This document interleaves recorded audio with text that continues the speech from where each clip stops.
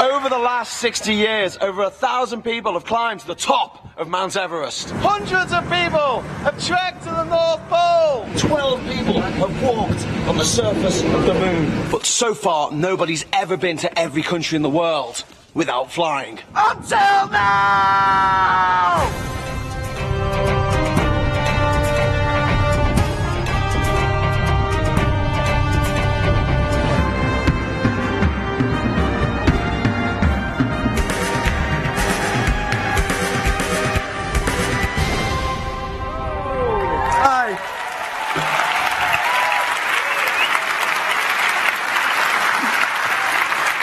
Hello, my name is Hughes. On the 1st of January 2009, I set off on a quest. I crossed the River Plate from Argentina into Uruguay and got my first passport stamp of my journey to every country in the world without flying. It was a dream that I'd had since I was a child. Who doesn't want to go to every country? And it was something that throughout my adult life I was told time and time again it was impossible. Unless you were a millionaire or unless you were just absolutely crazy, it just could not be done. So I set off with an intention on this journey, not just to set a Guinness World Record, not just to raise money for charity, not just to encourage people to go travelling, but also to prove it could be done, to prove that the world is a lot more open than you realise. These places are accessible. The hardest place to get to in the world without flying is the Seychelles, which is a holiday destination. It's just hard to get to because it's in the middle of the Somali pirate zone, so getting there on a ship is tricky. I started in South America, because my idea was to do the Western Hemisphere, head over to Europe, go through Africa, go to the Middle East, Asia, down to Australia. I didn't have a clue how I was going to do the Pacific. I'll come to that in a minute. So I headed up to the Caribbean, and this is my first snag. It only took me 2 weeks to get to all the countries, all 12 countries, all 12 nations of South America. But then I hit the 13 nations of the Caribbean, and things slowed down a lot, because there's no ferry services, there's no buses that you can get from one island to the next. You literally have to catch a ride on a yacht, on a cruise ship, on a cargo boat, on a banana boat, anything that floats that will take you. This is the Costa Fortuna. I had a ride on this thing for one night to take me from the US Virgin Islands over to the Dominican Republic. From there I headed to Central America, then up to the United States, where I had difficulty up there getting into Cuba after that, but I managed to get there in the end. Headed up to New York, as you can see there, and into Canada. This all took me about 3 months, and at the end of March I was on a ship heading over the Atlantic Ocean to Iceland, and I was doing pretty well. I had it in my head that I could get to all 200 countries that I had on my list. That was 192 members of the United Nations, plus Kosovo, Taiwan, Vatican City, Western Sahara and Palestine, some of which have got special observer status, some of which were ex-UN members, but most of whom are recognised by over 100 countries as nations. I also included the home nations of the UK as 4 separate nations, just to make a nice round total of 200, which I'll also come back to later. I whizzed around Europe in literally 3 weeks. I got to every single nation in Europe on the trains. It was amazing. It was incredible. I got to Africa at the end of April, and I thought, wow, Africa's going to be tricky. You know, it's taken me 4 months to get this far. I've been to 80 countries. You know what, it could take me a couple of months. I'm actually on camera saying it could take me a couple of months to do this. By the end of the year, I was still in Africa. It wasn't until the following summer, 18 months later, that I then ticked off the last country in Africa at the time, which was Eritrea. It took me a long time. Visas, shipping, getting to islands such as Cape Verde, the Sao Tome and Principe, Comoros, all these little places that you see on the map and no one really thinks about. They're very hard to get to. But I endeavoured. My first experience was going to Tunisia, where I was denied entry to Algeria and Libya. I thought, oh, I'll come back. Then I headed around Spain, down to Portugal, and then back into Spain, and I got the train down through Morocco, and then down into Western Sahara. And that's when I hit my first major visa snag. I got through the whole of Western Sahara, got to the border with Mauritania, and I got knocked back at the border because I didn't have a visa. In my book, in my guidebook, it said that I could buy a visa on the border.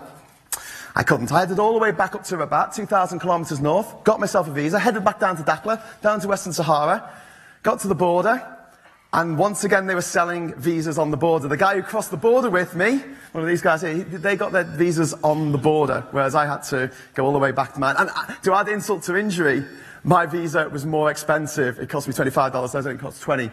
Then I hit Senegal. I got on this boat to get to Cape Verde. I couldn't find any other way. And I'm going to show you what happened on the way to Cape Verde.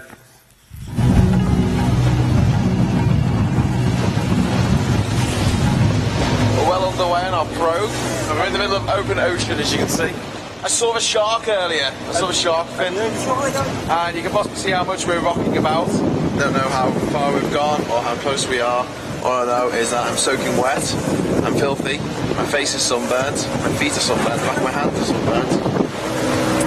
Oh, so this is my bed for the night. I've got what's it called? Hello.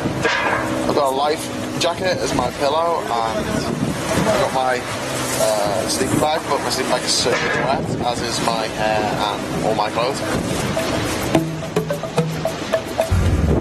You'd be glad to know that I haven't been sick again, and I'm keeping my cheery disposition, despite the fact that I'm absolutely shitting bricks. We're about 135 miles now from any kind of land. In the middle of the ocean, on a boat with 10 people who don't speak a word of English, and everything's made of wood. We don't have a sail, or oars, or a radio.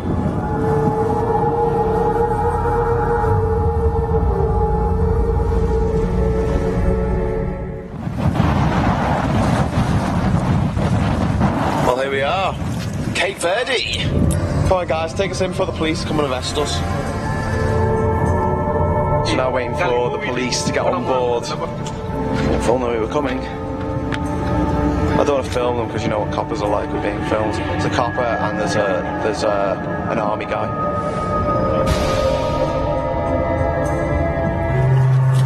At this point, Graham's camera is confiscated.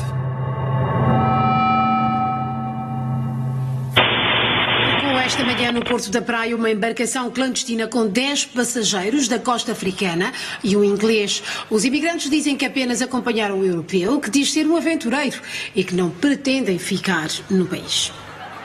On n'est pas là pour vivre. Nós não viemos para cá ficar. O inglês pediu-nos para acompanhá-lo, mas depois regressamos ao Senegal. Não viemos aqui para viver. I hired these fishermen to come and bring me over here, and everyone said, yeah, it'll be fine. Os 11 imigrantes já foram encaminhados à esquadra de Eugênio Lima para prestarem esclarecimento às autoridades. So they let me out of jail 6 days later. And then the fishermen were sent home, and I had to remain in Cape Verde. I spent 6 weeks there. I was rescued by these guys, Milan and Sebastian. Milan was German, Sebastian was French. They took me on their boat. They came from one of the other Cape Verde islands to pick me up and take me back to Africa, which was amazing. And then I headed off through Africa full pelt. I was like, okay, I've just wasted 6 weeks in Cape Verde. I've got to really get back on the pace now if I'm going to finish this job in a year. I got on the buses, headed through Mali, headed through Guinea. I got through Nigeria, no problems. Got through Cameroon. Got to Gabon, got stuck there trying to get to Sao Tome Islands. Again, it was difficult, but I found a nice, friendly Belgian guy called Mark who took me over there. And then I got to Congo, and would you believe it, lightning struck again. I got thrown in jail for another 6 days, and this time I didn't have some friendly Senegalese fishermen to share the cell with me. This time I was on my own, and it was quite scary. But I was too angry at the time, the injustice of it, because I had a visa, I had a reason to be there, I had a visa for Democratic Republic of Congo to the south. There was no reason for them to keep me, so it was quite a frustrating experience. But after 6 days, the honorary consul, the British consul, came and basically rescued me by saying to the chief of police, if you don't let this guy go, because he hasn't done anything wrong, I'm going to sit in your office for the rest of the day, rest of the night, I'm not going to leave.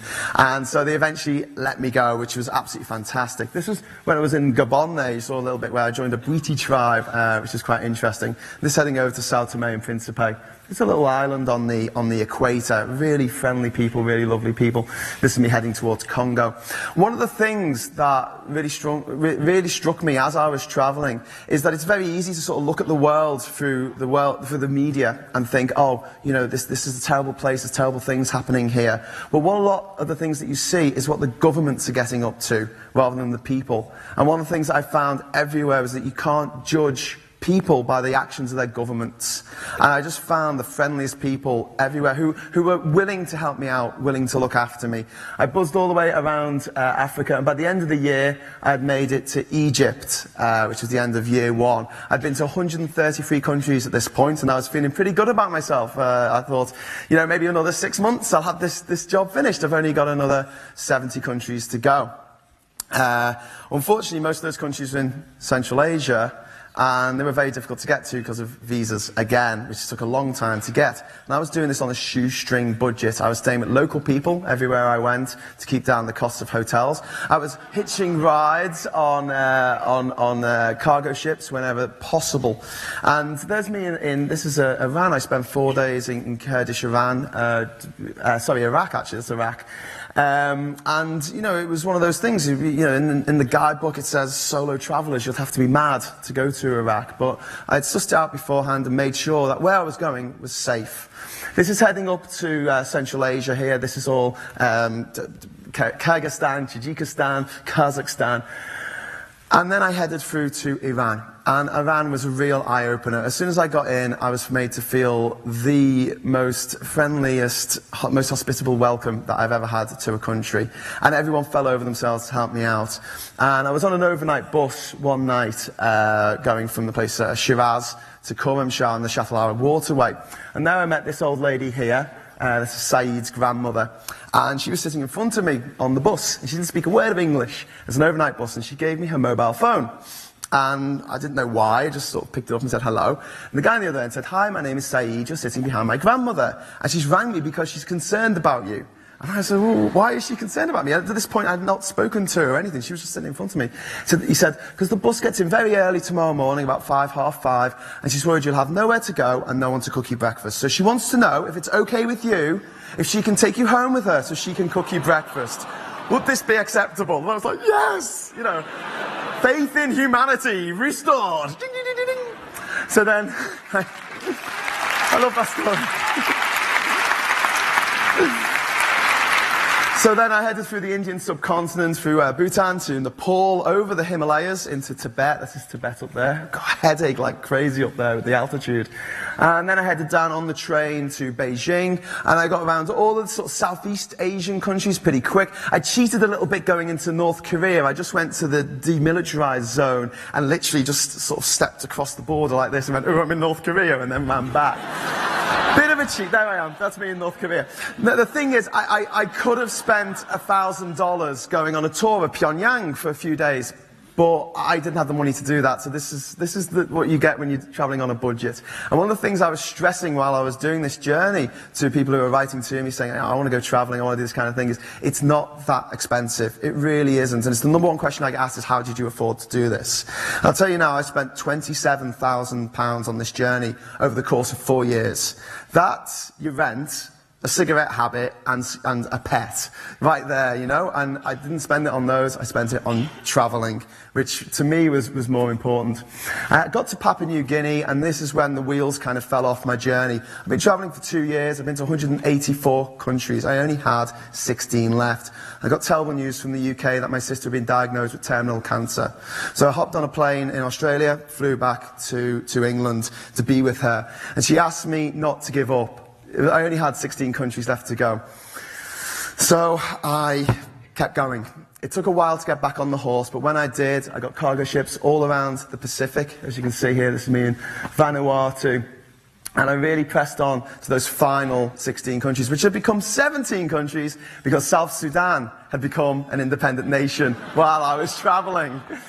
So my idea was, I got to New Zealand, that was supposed to be my final destination. And what I decided was I was going to head back to my hometown of Liverpool without flying from New Zealand and hit the dozen or so nations that I'd missed along the way on the way back. So I headed up to Palau, went to Federated States of Micronesia, headed to Sri Lanka. Spent a long time in Sri Lanka waiting for a ship that could take me to the Maldives and the Seychelles because of the aforementioned Somali pirate situation. I couldn't do my usual trick of hitching a ride on a cargo ship like there. And it took a while. So just to give you some idea of this, the first 2 years I was travelling, I went to 184 new countries. In the last 2 years I was travelling, I went to 17.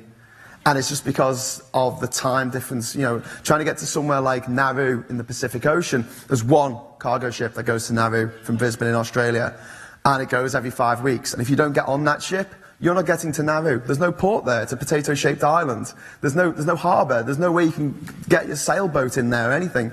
So it was just a case of blagging it a lot of the time and turning up with these shipping officers and just basically begging to get on these boats. That was my journey around the world all the way to New Zealand. This is me in New Zealand here. And like I say, it was time to head back. I got to South Sudan on November the 26th last year. And that was my final country. It was very exciting to get there.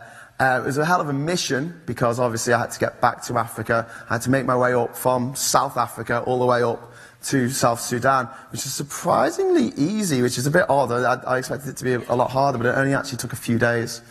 Then from South Sudan, I had to make my way back to Liverpool, as I promised, and I managed to get back for December the 21st, which some of you might know was the end of the world, apparently, last year. I like to think that I stopped the world from ending by doing this journey.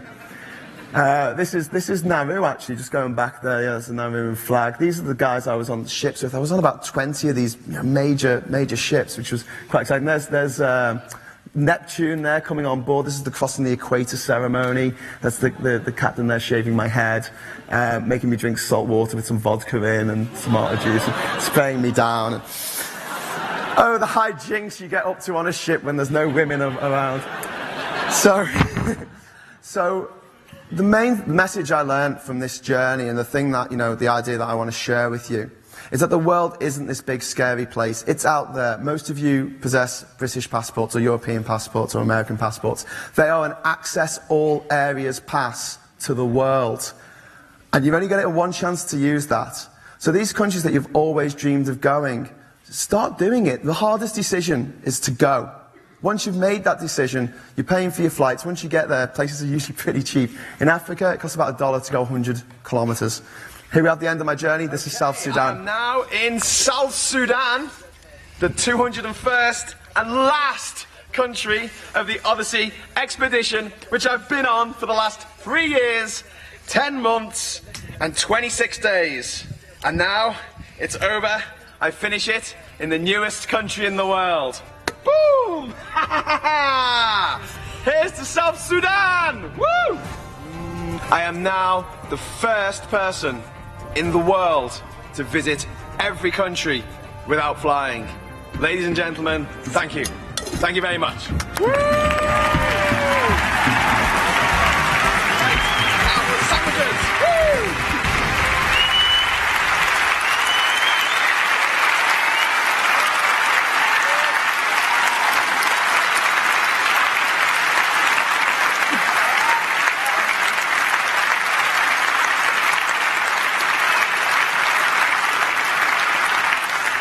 So just left to say thank you very much for listening to me, and if you've got any questions for me, I'm going to be milling around in the foyer afterwards, so just come over. Quite a friendly guy, and maybe I'll help you hit the road one day. Okay, thank you. Goodbye.